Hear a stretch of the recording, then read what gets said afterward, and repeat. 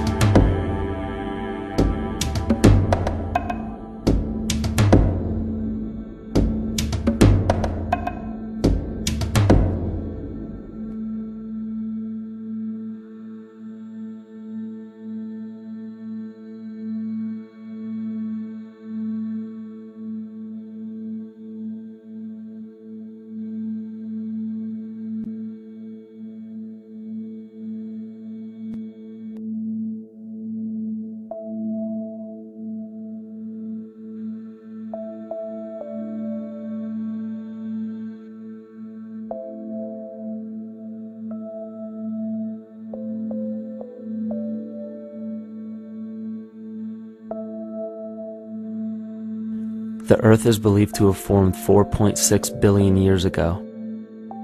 Within the first 150 million years, it began cooling and releasing gases from the lithosphere, which created the earliest forms of the Earth's atmosphere. Prior to the creation of this atmosphere, the sun's ultraviolet radiation made for uninhabitable conditions. But as the Earth cooled further, water condensed in the atmosphere and oxygen accumulated, making way for organic compounds. This spawned single-celled organisms and then plant life. And down through time, the evolutionary chain continued. And then we arrive at a species that does not seem to fit as well as the rest.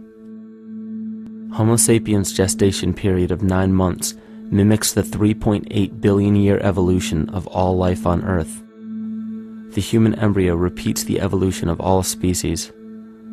When the sperm and egg unite, this new creation is a single-celled organism. Within hours, this single cell divides and multiplies more rapidly than any other species. 4 weeks later, the embryo begins to develop gills mimicking aquatic life. A few weeks later, it develops lungs and a tail with reptilian appearance.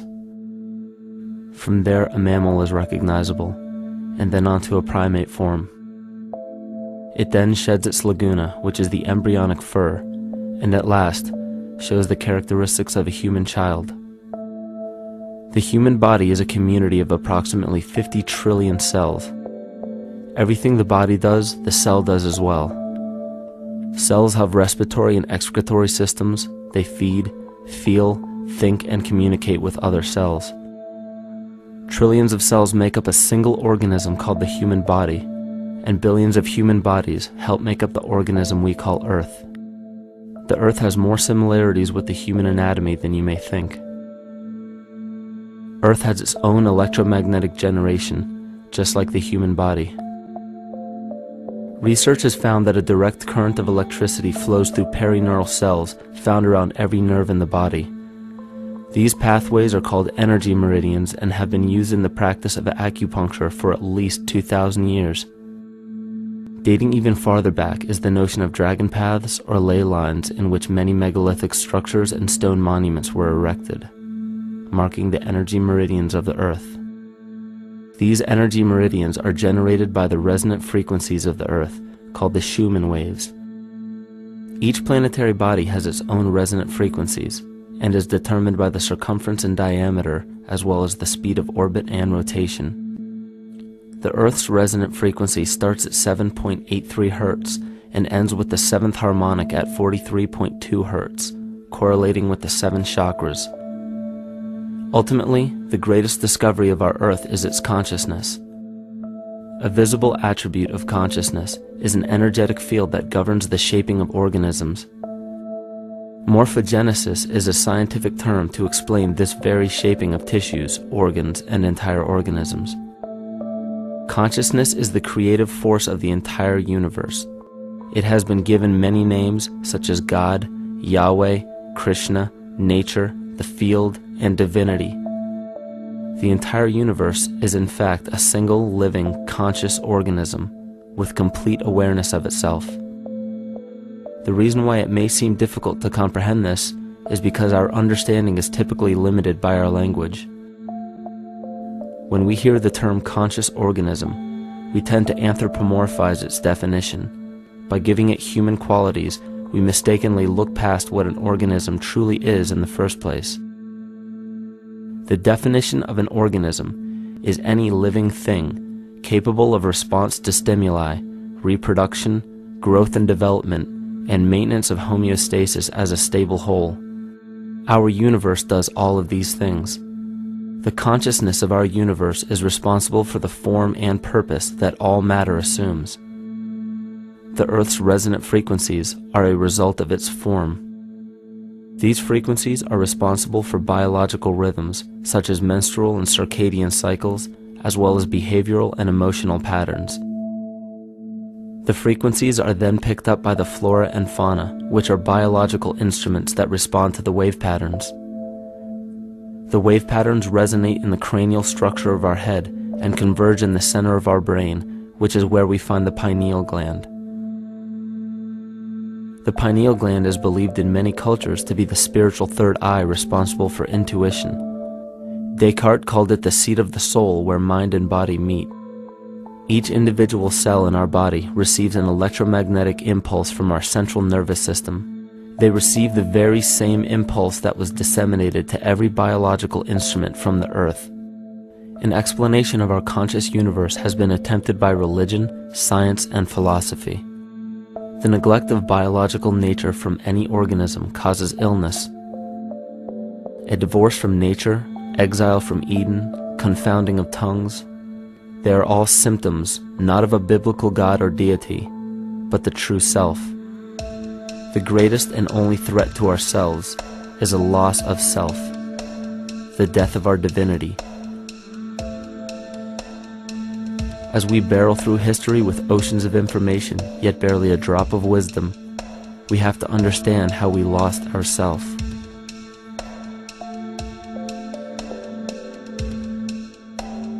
In sacred texts and ancient scriptures left by our ancestors, we find an incredible link between stories of creation, a great flood, the war of the gods, the Messiah dying for the sins of man, end-time prophecies, and similar characters.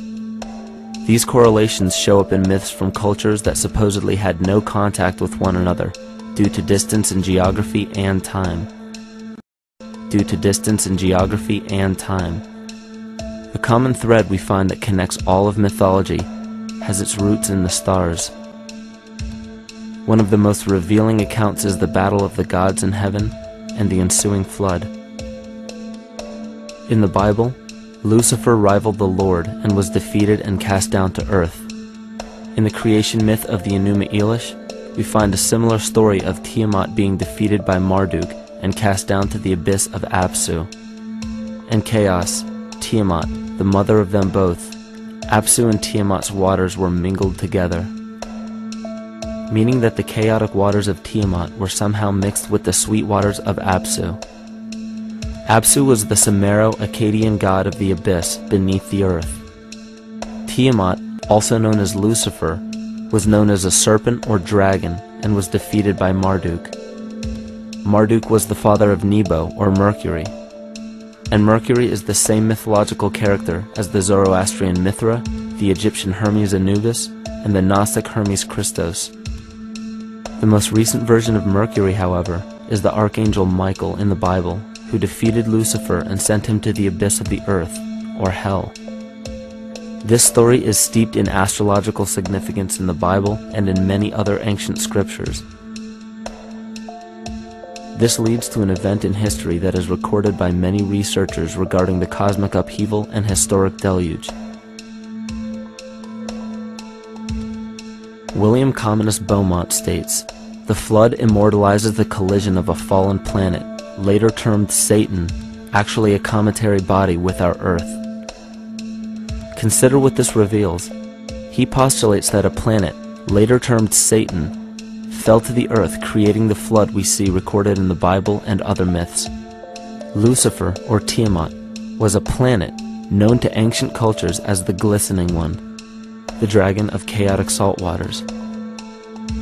The light from the sun illuminated this planet's water, which gave it a glow that rivaled the sun's own light, which is where we hear about Lucifer rivaling the Lord. The Lord in this case being the sun, which sustains and gives warmth to the earth. The planet Tiamat, or Lucifer, was destroyed by a cataclysmic event that hurled the watery planet to the abyss of the earth. In the book of Enoch, it reveals, "And behold, a star fell from heaven, and when it fell to earth, I saw how the earth was swallowed up in a great abyss." The myth of the Ute Indians states, "The sun was shivered into 1,000 fragments, which fell to earth, causing a general conflagration. Then Tawats fled before the destruction he had wrought. And as he fled, the burning earth consumed his feet, legs, body, hands, and arms, until at last, swollen with heat, the eyes of the god burst and tears gushed forth in a flood which spread over the earth, extinguishing the fire." This myth resembles the translation of the Enuma Elish by Stephanie Daly in her book Myth from Mesopotamia, which explains that Tiamat's eyes became the source of the Tigris and Euphrates rivers. As written in the book of Revelations, "And there was a war in heaven. Michael and his angels fought against the dragon, and the dragon and his angels fought back. The great dragon was hurled down, that ancient serpent called the devil, or Satan, who leads the whole world astray. He was hurled to the earth." The Roman mythology of Ovid gives the story of Phaeton, which happens to be another name given to the watery planet Lucifer, or Tiamat. This story reveals that Phaeton was a child of the sun and wished to become the sun for a day. Phaeton attempted this feat, and eventually Jove, who is also known as Marduk, destroyed Phaeton, sending him crashing to the earth in flames and put out by a tremendous flood of water from a river unseen before.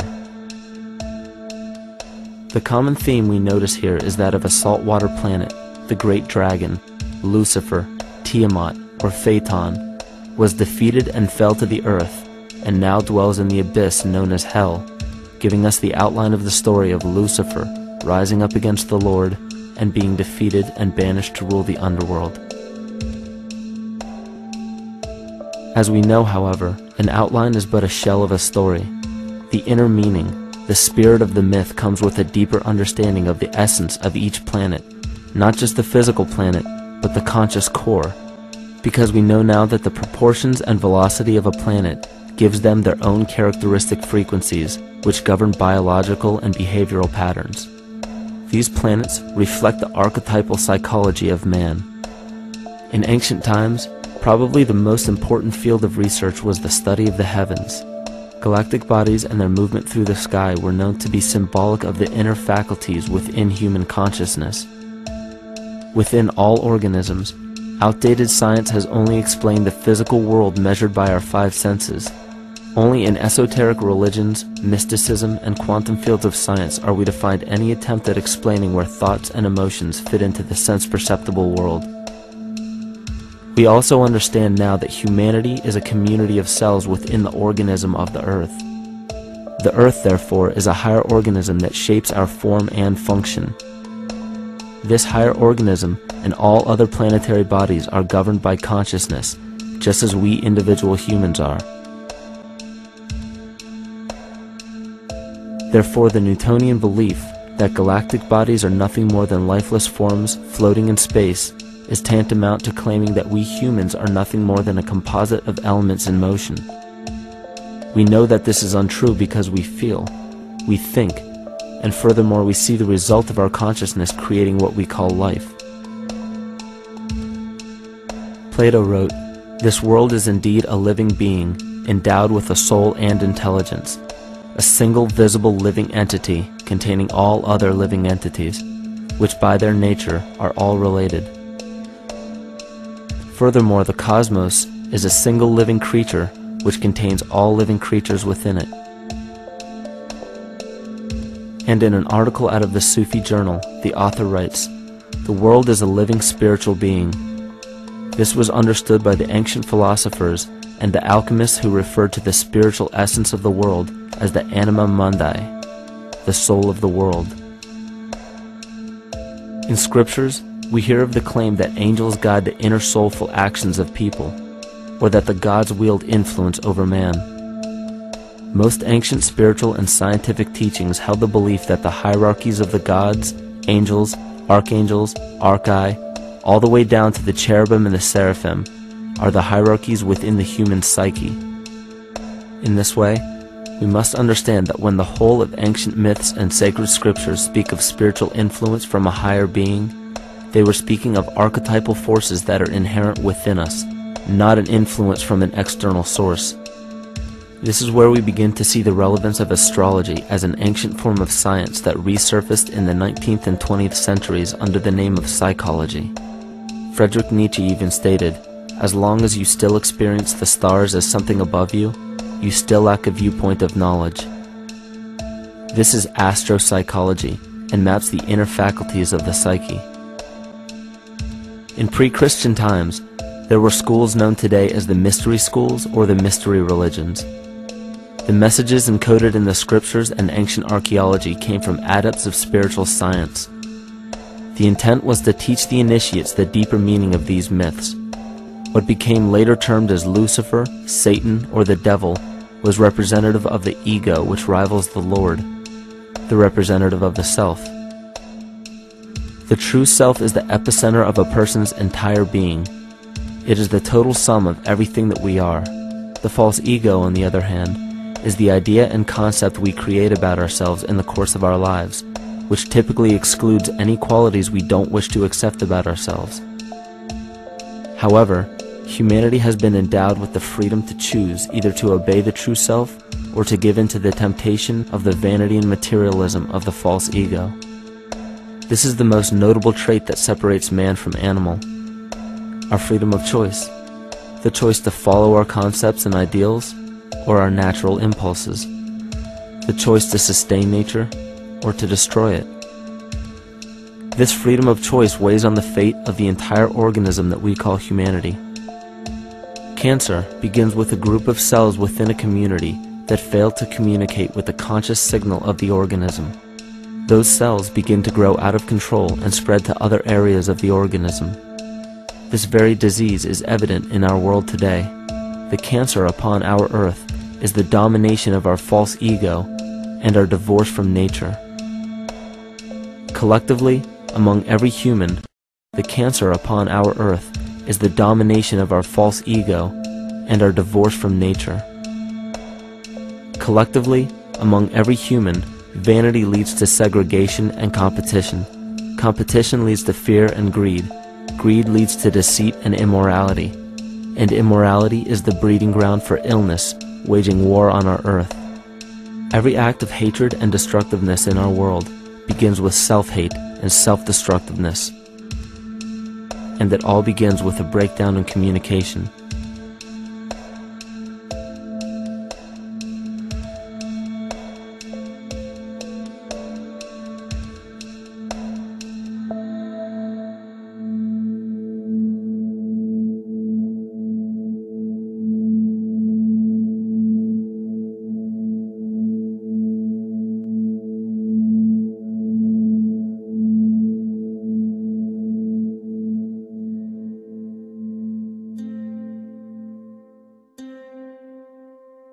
In nature, all that we perceive with our five senses is a result of two fundamental principles.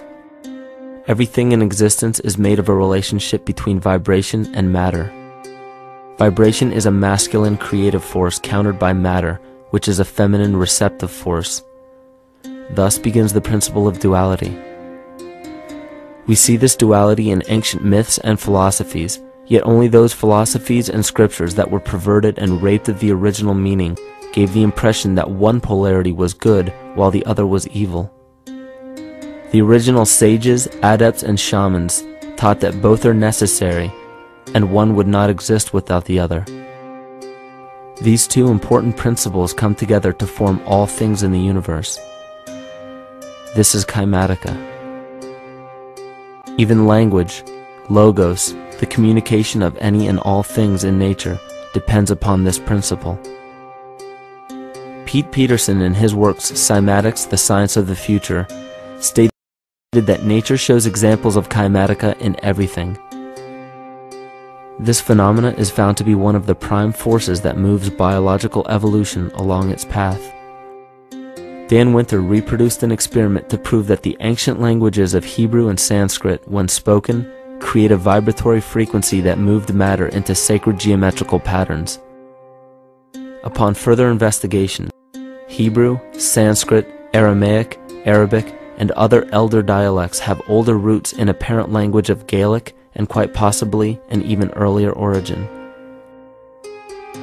In Swami Murugesu's The Science of Mantra, he claimed that when a person chanted specific words in Sanskrit while filming a burning candle, the intensity as well as the color of the flame would change due to the frequency that the word would emit. This same science has been shown to lower and raise blood pressure. And in his own words, certain sounds can affect their circulation and nervous system. Whatever change such vibrations cause extends to the mind of a person and also to the surrounding atmosphere, causing warmth or coolness. All this can be known by study and shown by practice. This rediscovered knowledge of the science of sound shows that sound is something more than mere vibratory signals. Not only does sound interact with life, but it sustains and develops it. It acts as a conduit of conscious intent between people, societies, and entire civilizations. Yet the psychic illness we endure due to the domination of our false ego is reflected in the collective. Our psychological schism has shut us off from communicating correctly with our inner self, which is exactly how cancer cells within the body operate. In the collective, we have created a language barrier between humanity and the rest of nature, acting as a global cancer. Recorded in history, the efficacy of the ancient languages has been severely uprooted. The alphanumeric translation from Hebrew to English shows a complete reversal of the two languages, giving the cymatic effect unnatural results. Dr. Leonard Horowitz stated in his work on DNA, 1/3 of the sensory motor cortex of the brain is devoted to the tongue, oral cavity, the lips, and speech.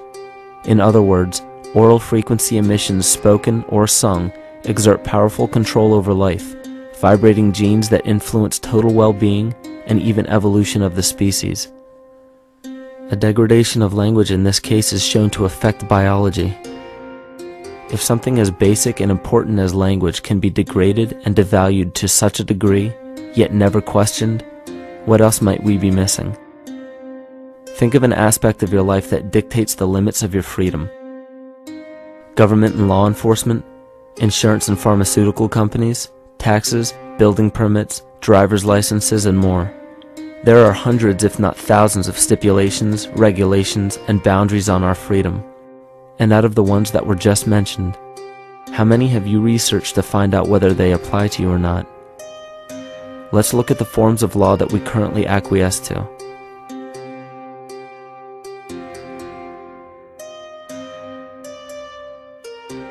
A common misconception among people is that any rule or regulation that governs them falls under one category: law. But there are many other forms of law that people abide by without realizing that they simply do not apply to them. Another misconception is that a nation's constitution gives us our rights. A constitution does nothing more than list the rights that we already have. We are born with inalienable rights, endowed to us by our Creator. They are not given to us, and they cannot be given away. The most a person can do with a right is choose whether to exercise it or not. Maritime Admiralty law is what's known as the law of the water. It is superseded by civil law and only applies to those who willingly contract themselves into it. The definition of Admiralty law is a body of private international law governing the relationships between private entities which operate vessels on the oceans. Let's look at how and why a form of law that is fashioned to govern corporations, businesses, and vessels has imposed its rule over natural human beings. This is all done through a form of word magic. A simple perversion of language has made it possible to convince people around the world that these alternative laws apply to them. One of the predominant beliefs in modern culture is that licenses, permits, registrations, and other forms of documentation are required to operate motor vehicles, use public roads, build structures and establishments, engage in free enterprise, and much more. Sadly, these beliefs are based on little to no investigation whatsoever, and are false. This belief structure is perpetuated by Maritime Admiralty law. This form of law was originally created to govern ships docking in foreign nations for the import or export of products and resources. It deals with banking and merchant affairs, not civil affairs. When a product is taken off of a ship and brought into a foreign land, that nation takes custody of the resource and accounts for it with a certificate. That certificate marks the birth date of that product in the custody of the respective nation. Think of why it is supposedly required to have a certificate of live birth in the first place. The Barron's Dictionary of Banking Terms defines a certificate as a paper establishing an ownership claim. So right there, we notice that everyone with a birth certificate is defined as being owned. People are used as collateral with other nations because the U.S. is bankrupt. The United States declared bankruptcy on March 9th of 1933. At this point, the U.S. began taking out loans from a private, non-government affiliated corporation called the Federal Reserve. With no money to pay back the loans, the United States began using the citizens as collateral. All birth and marriage certificates are literally warehouse receipts. Just look at the similarities of warehouse receipts and birth certificates. Both document the date of issue, a serial number, registration number or receipt number, a description of the product, and an authorized informant to notify the appropriate government agency. With all of this information being readily available, the majority of people are unaware of their involvement with Maritime Admiralty law. This is possible through the manipulation of language. This Admiralty law changed the meaning of the word person from a natural living person to a corporation. Driver's licenses, vehicle registrations, auto insurance forms, building permits, gun permits, work permits, tax filing documents, birth and death certificates, traffic citations, and many other forms of documentation that were once believed to be absolutely necessary only apply to persons or corporations. Upon signing such a legal document, you are indirectly waiving your rights under the Constitution and lowering your status to that of a corporation that is created with the same exact name as you. The only way to reconcile your true name from the name of the corporation is to take notice that the corporation has its name in all capital letters. This is known as capitis diminutia maxima. You may take notice that your driver's license, birth certificate, social security card, insurance cards, and more use all capital letters to legally represent the corporation with your name, not you. The corporation is known as an artificial person, whereas you, the human being, are known as a natural person. This deception goes even deeper when it comes to the courts that we attend. When showing up to court, you will notice that there are seats for witnesses behind a wooden fence or barrier. The defendant must cross through the entrance to the other side of the barrier where the plaintiff and judge sit. This act symbolizes the boarding of a ship. At this time, business can be conducted in Maritime Admiralty law. The judge, acting as captain or banker, is responsible for settling the balance between the two sides. This is why there is always a monetary value involved in any court case. The captain is simply dealing with banking and merchant disputes. Once the balance is paid, the case is closed. To turn the court case away from admiralty law where your rights are not protected, you must avoid agreeing to represent the artificial person. This is done by stating that you are the natural person. You don't have a first or last name because those imply corporate title. In a court case, you may state that the court takes judicial notice of your honor's oath of office. Every judge must take an oath of office to practice law, yet you must make it clear to the court and the jury that the judge is acting as judge and not banker. Remember that you are a natural human being of the earth. You are not governed by anything but your own consciousness. Laws are created within a society. The society that created the laws we see being enforced today is called the Law Society. Yet the most beautiful part of this entire deception is the fact that we are not part of the Law Society, so their laws do not apply to us. Judges, lawyers, and law enforcement officers, they're all part of a society. Within that society, they've created their own language that's deceptively similar to English. They have these little things called statutes, acts, and regulations that seem like laws, but they really only apply to those within their society. So that basically means all the traffic violations, minimum age requirements, and everything except for damage to another person or their property doesn't really apply to the natural person. Laws only apply to those within the Law Society. The game being played is an illusion. You can simply choose to open your eyes and reclaim the freedom that you were born with, bound by nothing but the limits of your imagination. These are just a few examples of assuring that your rights are being protected. By far, the most important line of defense against this deception is to be aware of the perversion of language, and be absolutely aware of how you form your beliefs and concepts.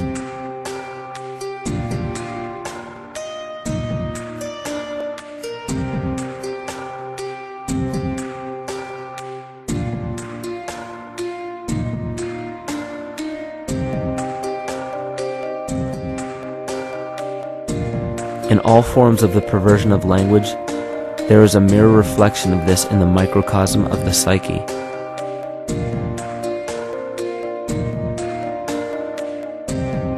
And the problem I see with humanity today is we don't truly know ourselves anymore. We have the 9-to-5 job, we have the house, the children, the bills, the television, the hobbies, and the errands that we run every single day, and we eventually begin to believe that this is who we are. But who are we beneath the job title, beneath the status of mother or father, theist or atheist, Republican or Democrat, black or white, man or woman? Who are we? Who are we deep down inside? We don't know, because every time we hear an answer that we don't want to accept about ourselves, we deny it. We'll pass it off and project it onto somebody else and judge them for it. This is repression. And we see what repression can do to us on an individual level, but what about on a collective level of humanity? What happens when the whole world refuses to see what they truly are on the inside?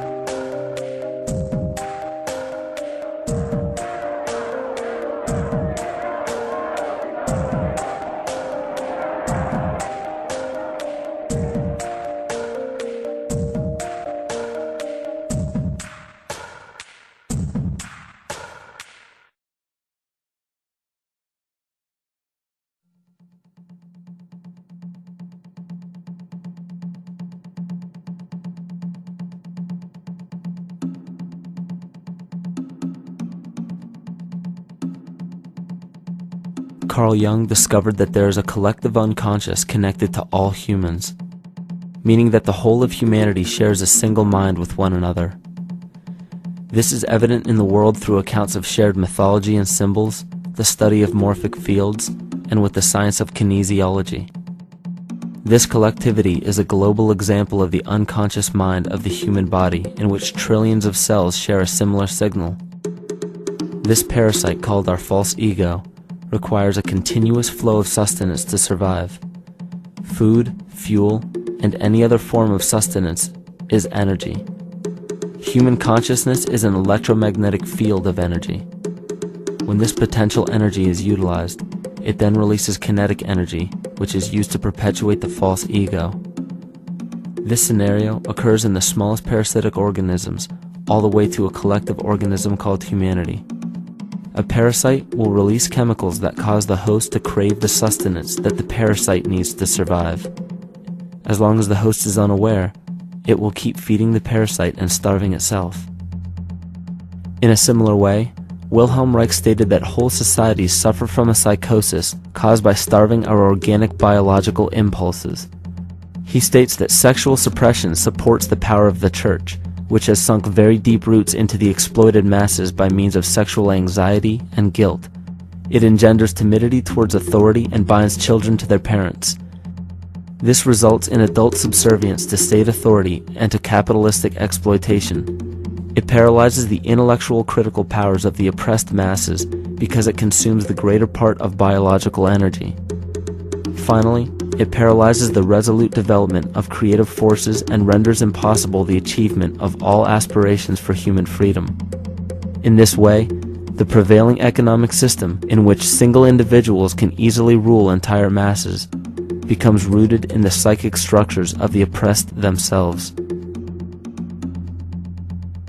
What Reich was showing in this powerful quote is that on a collective level, the suppression of a natural function, whether biological, spiritual, or emotional, will result in an abnormal reaction, a psychic disease. This illness or disease is reflected into the masses through a collective unconscious and acts as an epidemic. Humanity is plagued with an incapacity for freedom, meaning that people en masse lack the ability to govern themselves on a psychic level, and this manifests in the macrocosm as government and organized religious powers, thus opening the throne, our national and individual throne, to anyone and anything.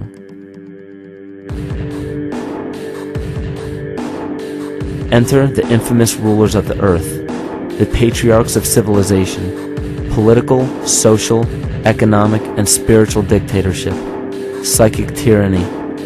This simple illness within our psyche, this lack of responsibility and neglect of basic human freedom, has made way for every tyrant that has ever held rule over people on this planet.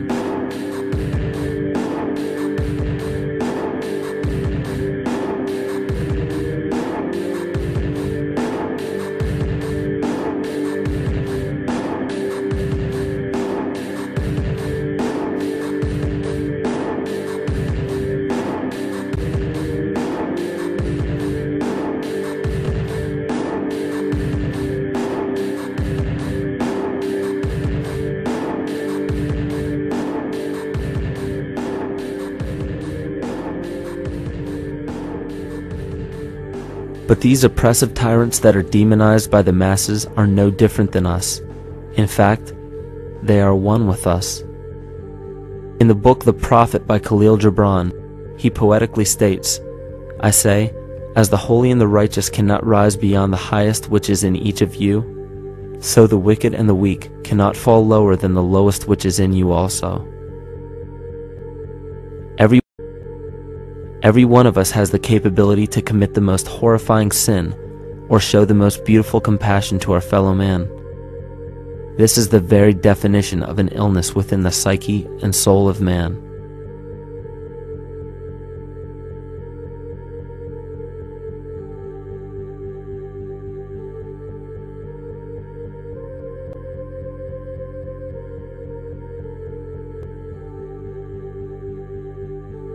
Think of any position of power that you believe to be above you. Royal families, government leaders, the United Nations, financial organizations, corporate monopolies, and media juggernauts. These are all facets of our false ego. They are the physical advent of our own sickness. They require our conscious participation, our conscious energy to survive. Because without our cooperation, without supplying them with the sustenance of complicity, they starve. Their very nature depends on our desire to be ruled. And a typical symptom of the illness among humanity today is our continuous denial of our illness. Repression. We consistently repress those qualities we choose not to accept about ourselves. This is why it is so difficult to see the false ego and its multiple manifestations for what they truly are.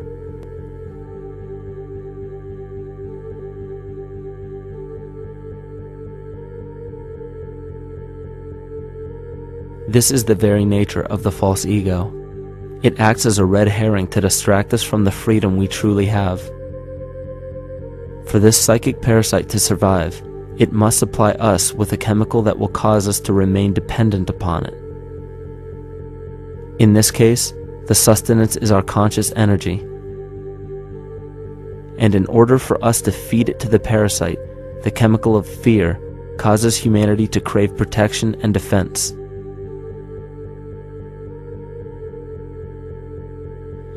The functions of the body to survive can be broken down to two basic functions for any organism to survive. You have to be able to grow, maintain yourself, take care of your biology, but you also must be able to protect yourself, so that if you're just growing and you can't protect yourself, you'll become food for something else. So the survival involves a balance between growth and protection. Through the history of human civilization and through human evolution, we recognize that our nature is to be in a state of growth, and that our protection is only supposed to be used to, help us out of that threatening moment. You can't be in growth and in protection at the same time. So the significance is, when we see a need of protection, the stress hormones in the body shut off the blood vessels in our viscera or gut, which is the part of the body for growth. Well, the issue is, if you took the blood from the viscera and moved it out to the arms, then you left no blood in the viscera. That means no growth. But you're ready to fight. And when your fighting is finished, then the blood returns back to the viscera and you grow again. But in the world that we live in today, it's 24/7 fear.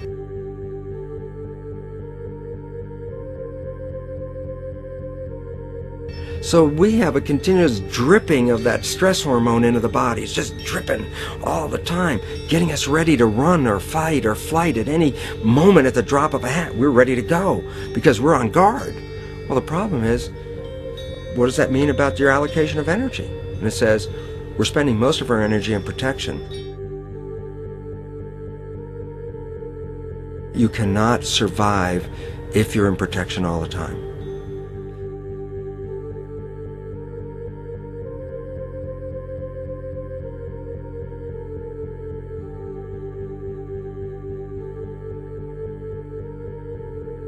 And if the parasite can control the nature of the fear, it can then create a fear among us that only it can defend us against. A recent physical manifestation of this comes from Zbigniew Brzezinski, former Secretary of State who also supported President Barack Obama. In his book, The Grand Chessboard, he states, as America becomes an increasingly multicultural society, it may find it more difficult to fashion a consensus of foreign policy issues, except in the circumstance of a truly massive and widely perceived direct external threat. Even the Reichsfuhrer of the Nazi Party, Hermann Göring, sums up this game of supply and demand perfectly when he stated, "The people can always be brought to the bidding of the leaders." That is easy. All you have to do is tell them they are being attacked and denounce the peacemakers for lack of patriotism and exposing the country to danger. It works the same in any country. It also works the same in every individual psyche. Just remember that the false ego has only one desire: to become greater and more powerful than the true self. This illness causes us to believe that we are separate from nature. This is why we see such a rise in the dependency of technology. This is why we see such little stewardship for the earth and the environment. And this is why we see bigotry, racism, sexism, and every other form of discrimination possible that leads to crime, violence, wars, and eventually, the global destruction of the organism. This endless state of fear, confusion, and segregation our world seems to live in is a symptom of the false ego creating a false threat.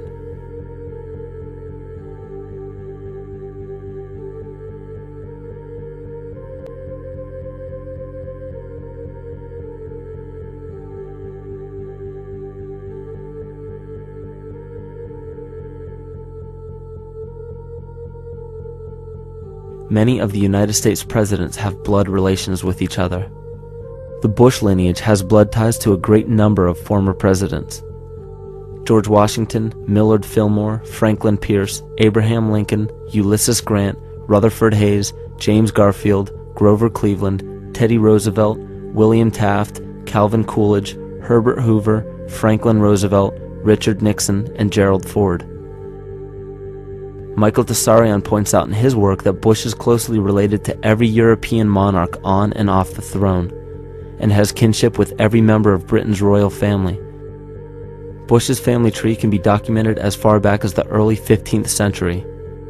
He has a direct descent from Henry III and from Henry VIII's sister Mary Tudor. He is also descended from Charles II of England. And we also find that George W. Bush is a direct descendant of Godfrey de Bouillon. Godfrey was the first king of Jerusalem after he recaptured it from the Saracens, which was the name for the Islamic faith during the Middle Ages. It is interesting to note that the current occupation of the United States in the Middle East was re-established by the same family, George Bush Sr. in 1991, and again by George Bush Jr. in 2003. George Bush Jr. is then found to be a cousin to both opposing candidates of his 2 terms in office, Al Gore and John Kerry. Democratic President Barack Obama also has blood ties with George W. Bush, as well as Gerald Ford, Lyndon Johnson, Harry Truman, James Madison, and the British Prime Minister Sir Winston Churchill. On the opposing side of the 2008 presidential ballot, John McCain is descended from Robert the Bruce, King William I of Scotland, and also Godfrey de Bouillon. Probably one of the most interesting facets of the bloodline relations is the fact that the whole British royal family has descent from the Muslim prophet Muhammad through the Arab kings of Seville. This bloodline was passed through the kings of Portugal, Castile, and eventually down to King Edward IV. And this is a very, very different story from what you hear the media pumping out every day, being this idea of lineal superiority. It's completely debunked according to the foremost authority of aristocratic lineage, Burke's Peerage. And this just goes to show that there's the true story, and then there's the manufactured illusion, the front that's given to the public.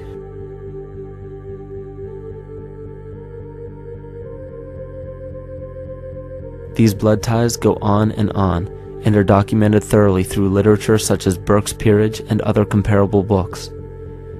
The point of all of this is that we find not just the same people, but the same intent within the people who have held high positions of monarchy, dynasty, aristocracy, and democracy in the past and present, and they are all related by a physical and symbolic link. This bloodline carries the symbol of our illness.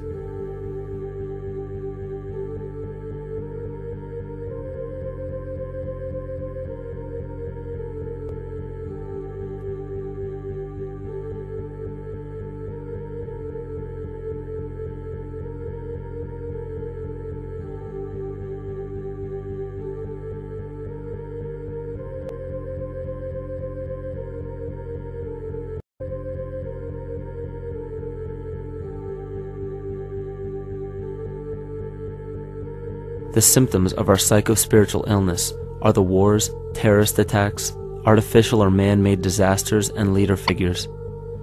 As long as the people remain oblivious to their inner drives and inner nature, they will always fail to recognize why these events take place and why these figures rise to such powerful positions.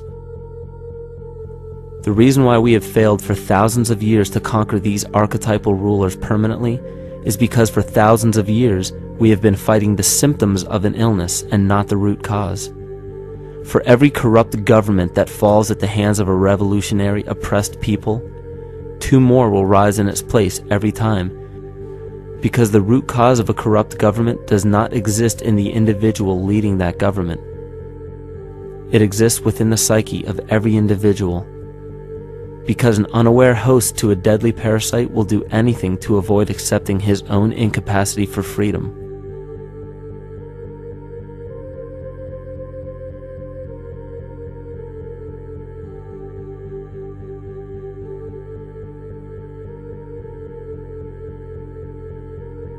We are so bereft of sanity in this world that those few who simply stop projecting onto others and begin facing their own demons are seen as neurotic. An article written in the 1950s states that studies showed that individuals who had been isolated from their familiar social and cultural environment became neurotic. This shows that when those individuals had no object to identify their darker emotions with, they began to see these things in themselves, that which they refused to recognize before, and were unaware of why they appeared and how to cope. Facing our true inner self is virtually unknown in our world today. This is why no matter how many civilizations rise and fall, it is our collective consciousness that creates our governing apparatus, not individual people.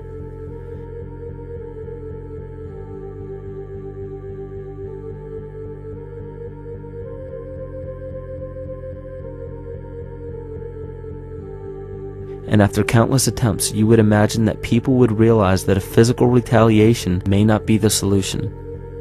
Yet here we are, thousands of years later, with technology that can clone DNA, vehicles that can break the sound barrier and probe the depths of space, and science that can overcome almost any sickness. Yet we still fail to take notice to the importance of thoughts and consciousness. This is the very definition of insanity. And every single one of us is responsible for this psychic epidemic, because we're killing the messenger and paying no attention to the message.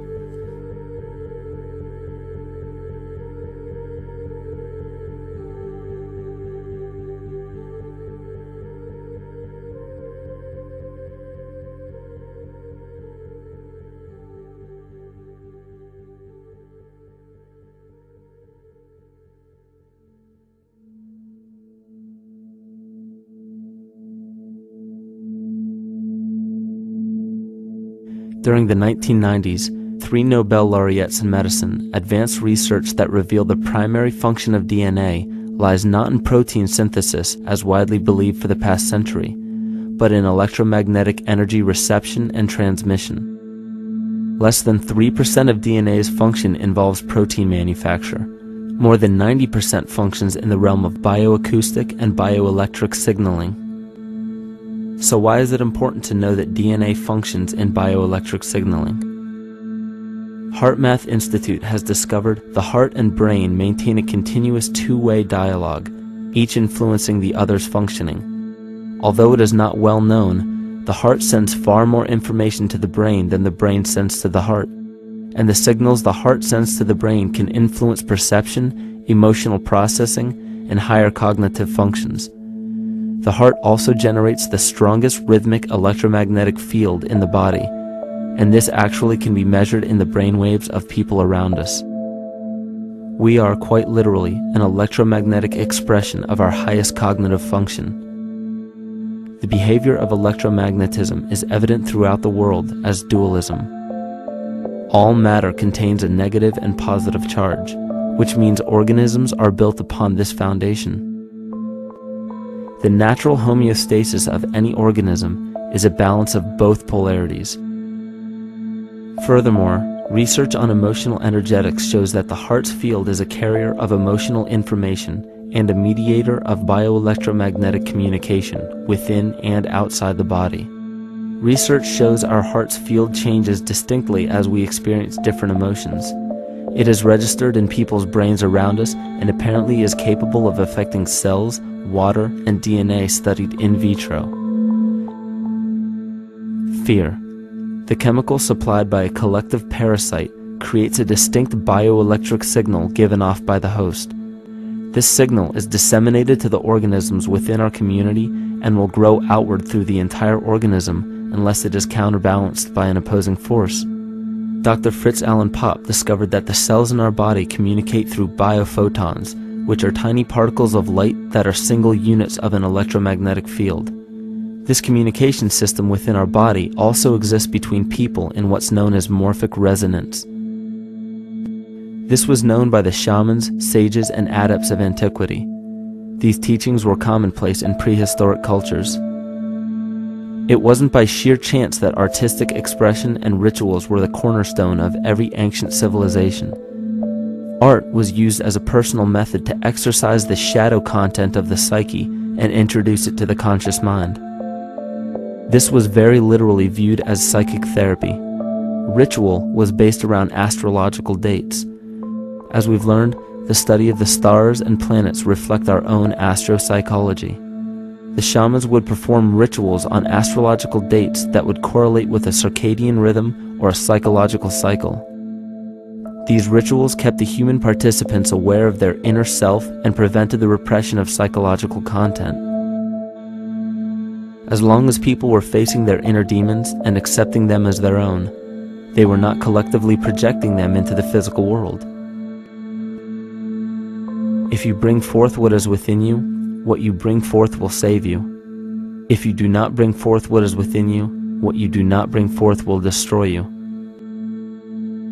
The progeny of our psychological disease began growing rapidly after a series of catastrophes forced the collective into a somatic state of fight or flight. This lowered the immunity of the population by introducing a state of immense stress. Our body becomes more susceptible to illness under stress. In this manner, humanity fell ill when entire bodies of land were swallowed up by the floodwaters. This uprooted many tribes, chiefdoms, and civilizations from their homes, and their ritual practices that were used as a conduit for psychic wellness were put on hold in order to survive the catastrophe and seek new homes.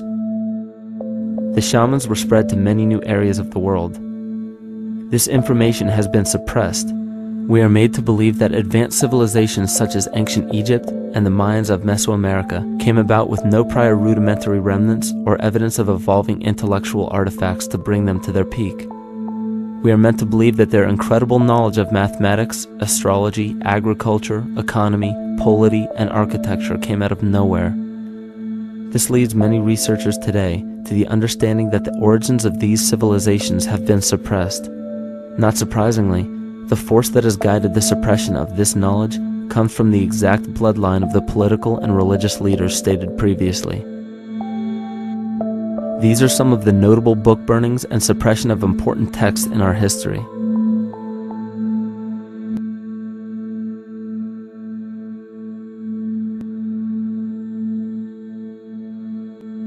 Yet after all of this suppression, there are still remnants of the dispersion of elder civilizations in nearly every country.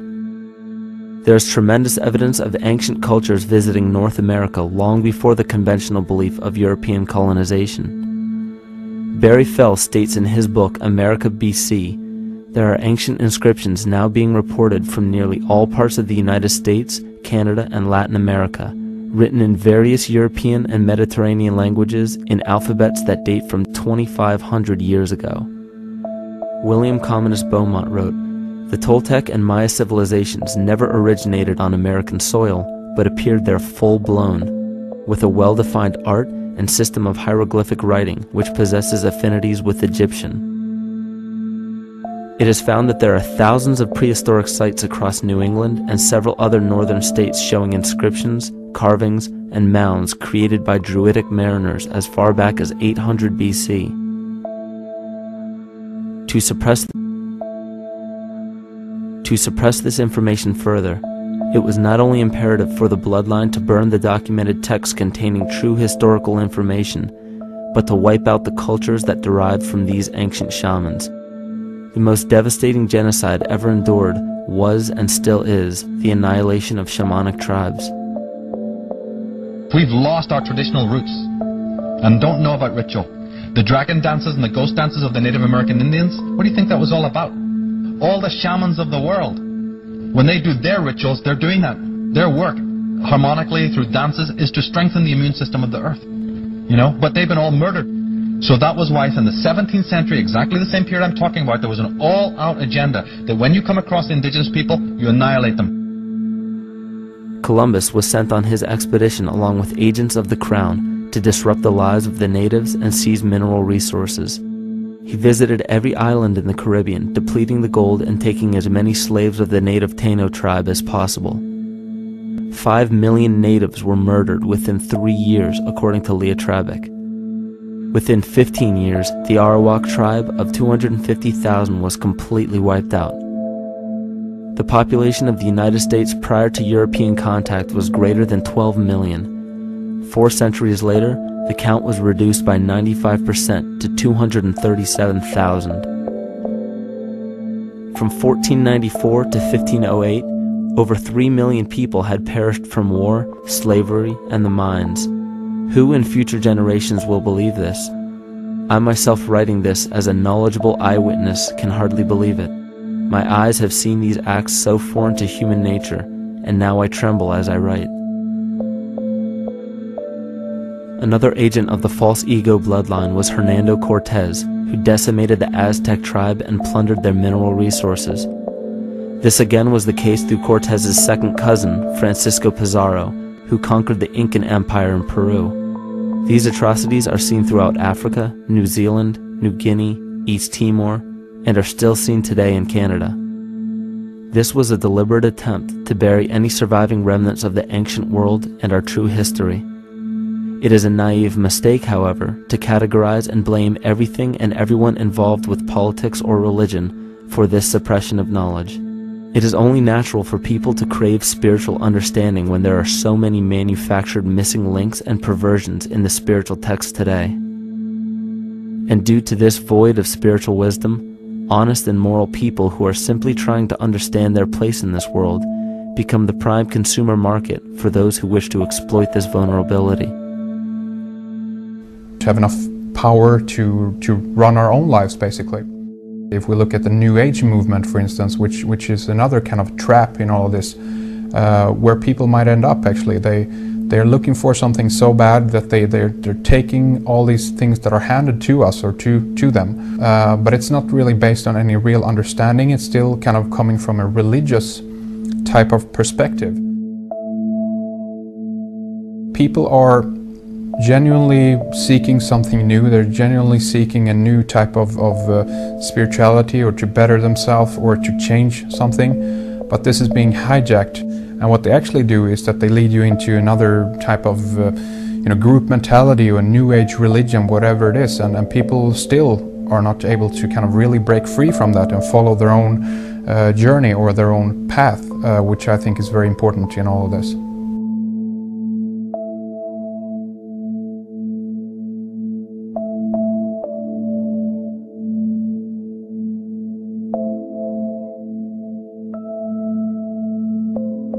In the pre-Christian era, there were several cults of incredible power, most notably the stellar, solar, Saturnian, lunar, and mushroom cults.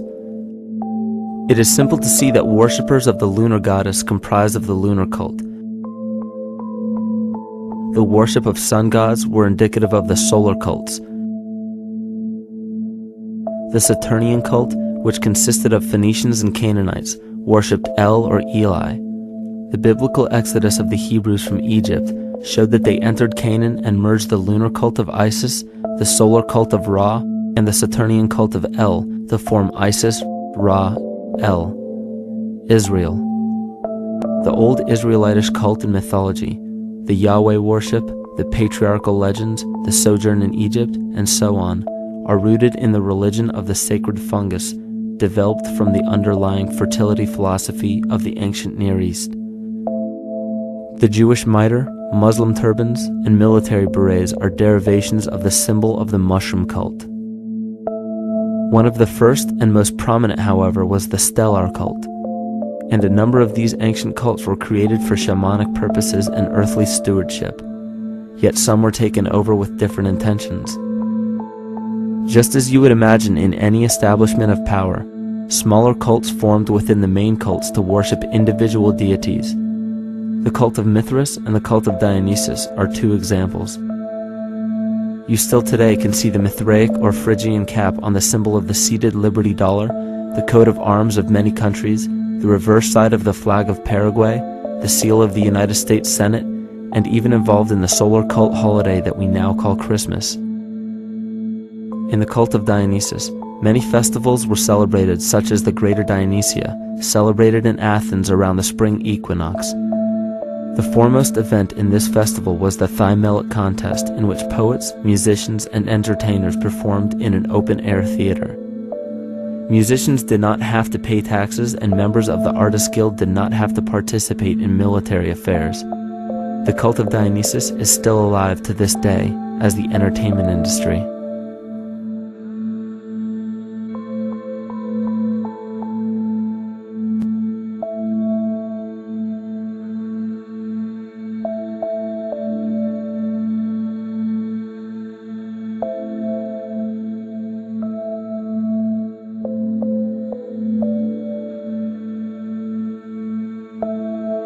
These cults still exist in many important positions of power throughout the entire civilized world.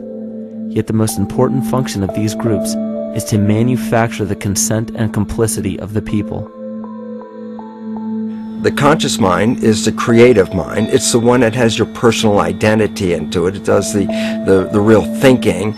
And then there's a subconscious mind. Well, there's no entity in it. The subconscious mind is the equivalent of a tape player. It records behaviors, and then at the push of a button plays a behavior. It's automatic. It's a very convenient thing, because then we don't have to relearn all the time. Once you know it, you can make a pattern. The problem is that the basic patterns of belief and behavior that are programmed in the subconscious mind came from our teachers, primarily our parents, our family, and our community. So most people don't even understand how easily we're influenced by our environment. Every person that we encounter, every single situation that we're faced with, every little word that's said on television may not seem too influential to our conscious minds, but your unconscious is designed specifically to let every environmental signal influence you without your awareness. So the question is, are we leading conscious or unconscious lives? And now neuroscience has told us in the unfolding of our lives, only 5% of our life is controlled by our conscious mind, and 95% of the time controlled by the subconscious with programs from other people that were installed in there. And the problem is, it means when those programs are playing, we don't see them. And the skeptics will sit there and say, consciousness, archetypes, astrology? No. We create things with our hands, not our minds. Archetypes aren't physical. They can't influence me. But when you think of the fact that we're only conscious of this small little fraction of our behavior, what we don't realize is that entire countries, entire civilizations that think they're free and independent, but are unconsciously too afraid to be free and independent, they will beg to be governed. And if they can't do it themselves, who do you think will consciously or unconsciously take that responsibility? It usually ends up being that strong, masculine, animus archetypal figure. When we think we're in danger, we're not looking for our mother to nurture us. We want our father to protect us. And right on cue with the age of fear, this age of catastrophe, the age of this parasite, we see masculine domination. And one of the primary conduits for giving our responsibility and our conscious energy away is money. We surely don't want to admit that our dependency on money is flawed, because that would imply that the fault is our own. And God forbid we take responsibility for our lives, so we blame the money. This is the cornerstone of the entire illusion being built around us by the false ego. Money is said to be the root of all evil, yet it cannot be evil because money is only a symbol. Symbols carry only the faith and spirit of the observer. This means that the symbol of paper money, yet it cannot be evil because money is only a symbol. Symbols carry only the faith and spirit of the observer. This means that the symbol of paper money evokes and surfaces the evil intentions and inherent flaw of our false ego. Money only exists because we agree to accept it as valuable. And to further illustrate our incapacity for freedom, we've given the control of our faith-based money to a private corporation instead of the federal government. There is no law stating that we have to use Federal Reserve notes as currency. We choose to because we fear the alternative: independence.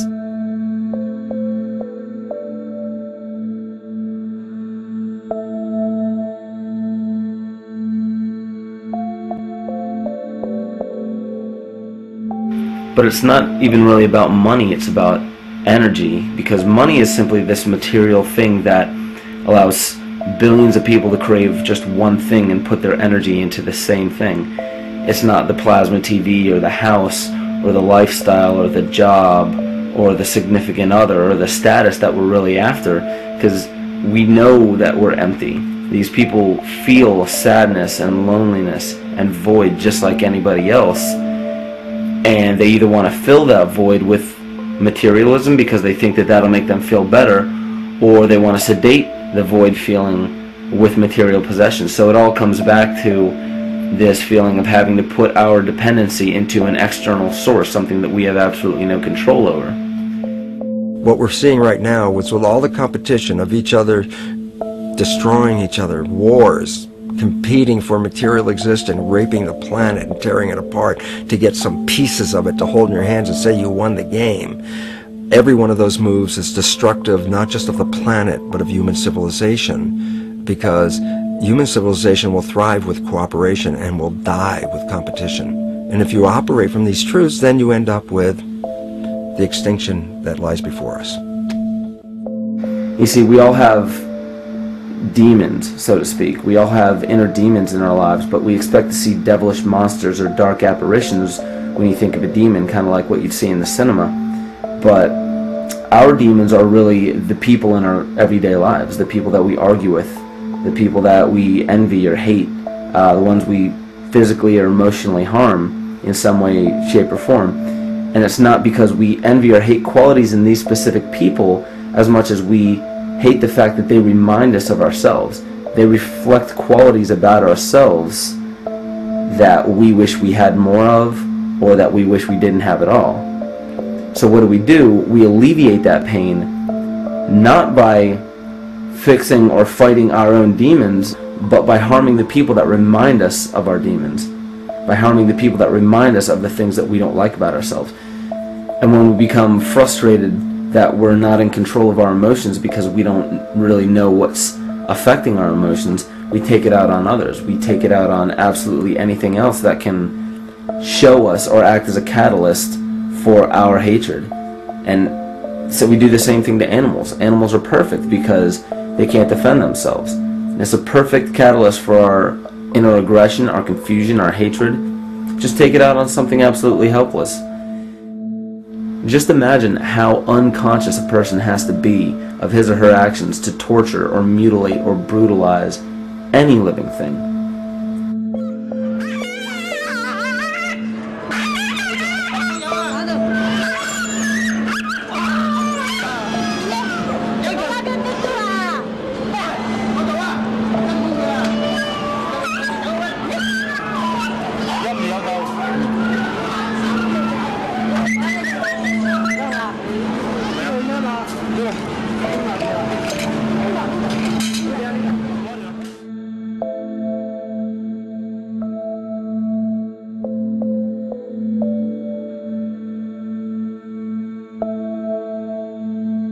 His goat's down, and he'll be here, and we can. Ouch! Ooh, he bit you. Bit of his tail.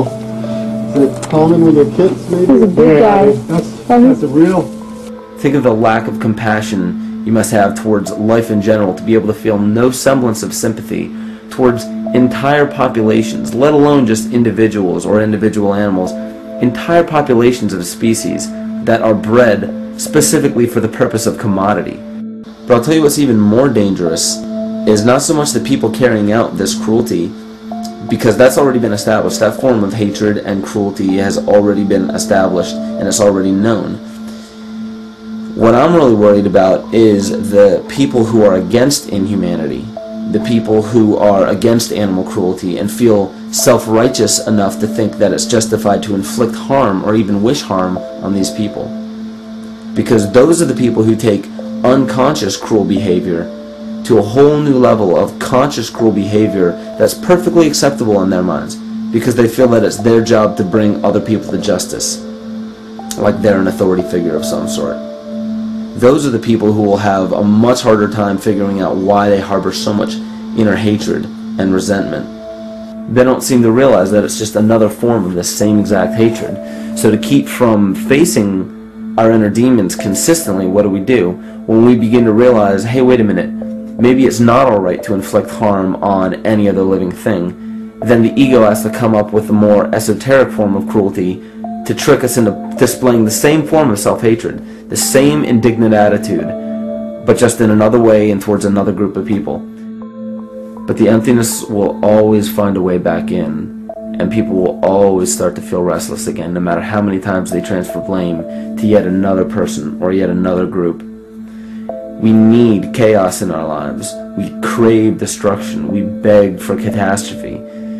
Because if we don't have these things to act as a form of exorcism or a catalyst for us, we start to notice these things in ourselves, and that's what we don't want. You see, we can deal with wars. We can deal with terrorism. We can deal with stock market collapse and economic collapse. We can deal with these things. But once we start to notice this chaos within ourselves, that's what we're really afraid of.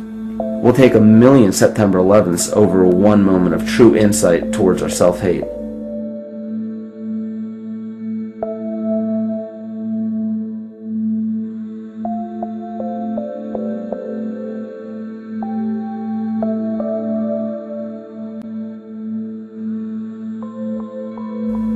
And you know, the most interesting part of all of this is we encounter things every day, every single day, that we either accept with open arms or that we reject violently.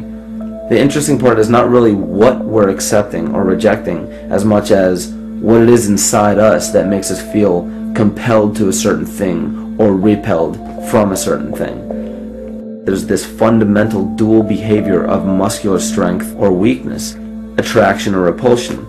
And what's interesting about this is when you realize that consciousness, awareness, that intangible essence that animates all matter into what we see around us as life, that is where you will find the origin of this dual behavior.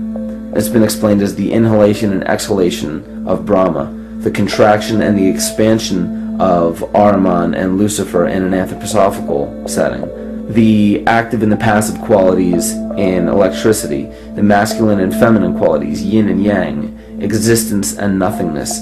These are all ways to explain the same behavioral process that begins with awareness, it begins with consciousness. And if you get rid of all the images and concepts in our minds of these sayings in your head and just try to feel the difference between the two polarities, you'll begin to notice that all of the different scenarios and possibilities that are playing out in the world all spawn from this common origin.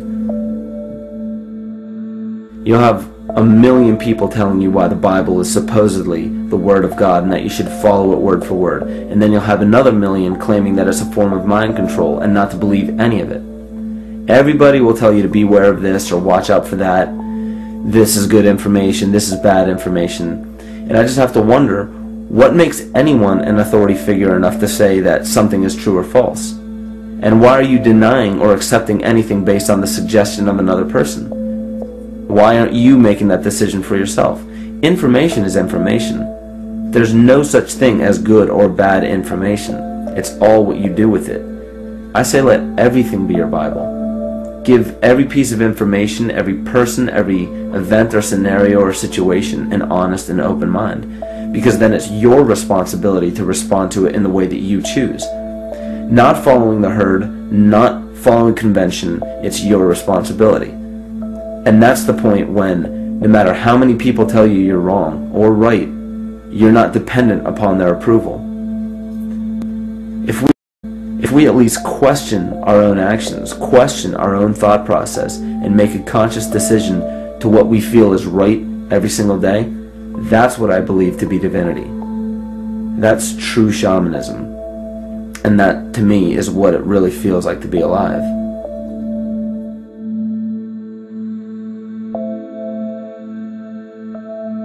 In this conscious, living universe, there are no laws of nature, just habits. There is nothing external to the universe to enforce a law upon it. The illusion of a fixed law of nature is only the result of there being no need for that habit to be broken. When habits need to be broken to ensure the survival of the organism, we see this event in nature and call it evolution. The collective mind shapes our evolution. And a great example of this is the experiment done by John Cairns in 1988. His team put lactose-intolerant cells in an environment with only lactose for food. Under a law of nature, every one of these lactose-intolerant cells would have died. But surprisingly, they all survived. Every one of them understood the problem that they were facing and replaced the defective lactase enzyme with a functioning one to utilize lactose for food. If a cell has the ability to decide how and when to evolve because it's facing extinction, then anything can. The existing beliefs are that a human body is a biochemical machine controlled by genes, and therefore the behavior, emotions, and character of our biology, our health, our lives, are controlled by genes which we don't control. So this is what we taught people. You're a victim. Genes control your life. You didn't pick them. You can't change them. The genes you end up with program what's going to happen. My experiments on stem cells, which I started in 1967, I'd isolate one stem cell, put it in a petri dish, and then it would divide every 10 hours. So I took all the cells, split them up into 3 groups, and then just put them in 3 petri dishes. And then I changed the growth medium, the constituents of the environment, in each of the 3 dishes. In one dish, the cells form bone. The second dish, they form muscle. And a third dish, they form fat cells. What controlled the fate of a cell? And the first thing you have to say is, well, wait, they were all genetically identical when they were put in a dish. So obviously the genes didn't control it because they all had the same genes. What was different was the environment. And all of a sudden in my career, it said, oh my gosh, here I am teaching genes control life, and the cells are telling me genes respond to life. And since you can control the response, you can control your life. It's how you read the environment, how your mind perceives the environment. And if you understand this, then you could lead yourself to the most wonderful expression on this planet, to be fully alive and fully healthy, just how you respond to the world.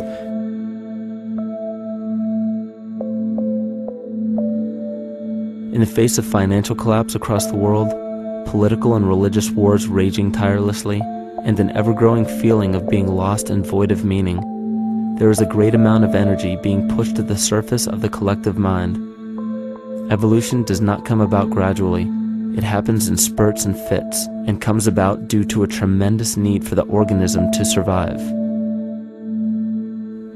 We are now at a point in history where we will choose. We will choose to become sovereign or remain dependent, to face our true self or continue fighting a ghost, to become well or allow this disease to grow, to live or to die. The choice is yours.